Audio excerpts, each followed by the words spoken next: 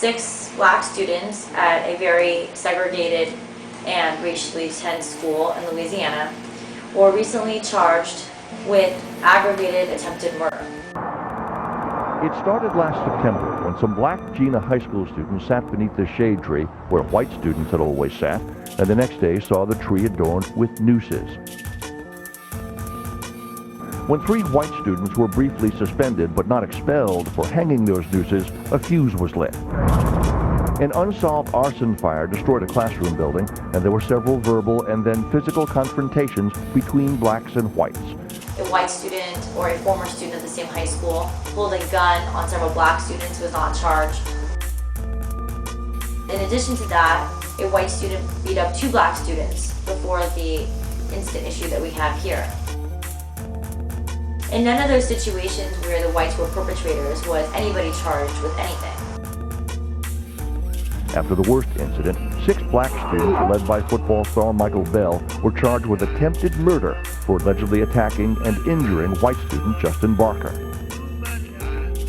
Under Louisiana statutory law, a district attorney can only try a juvenile as an adult if they are charged with certain offenses, the attempted murder. Now, aggravated battery would probably be the appropriate charge for what happened, which was a schoolyard fight. However, the district attorney in that case, like so many district attorneys do, decided to charge the juveniles with an offense that under Louisiana law is almost always tried as an adult. This is a very classic and disturbing example of the way in which prosecutors have been able to dominate the system and really decide the crime and punishment, because in so many places the crime really dictates the punishment without any check. Fortunately, in this situation just last week, a court of appeals overturned the conviction of one of the students who was convicted of aggravated battery, saying that that was not an appropriate case for an adult court. On Thursday, Bell walked out of a prison on a $45,000 bail bond. Michael Bell's release comes 1 week to the day after tens of thousands of people gathered from across the country to support the Jena 6 in Jena, Louisiana.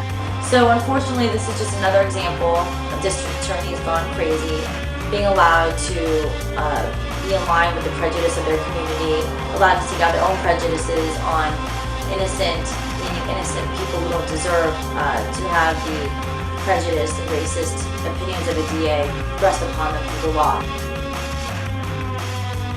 In his news conference, Walter shared his thoughts on the historic march. I firmly believe and am confident of the fact that had it not been for the direct intervention of the Lord Jesus Christ last Thursday, a disaster would have happened. You can quote me on that.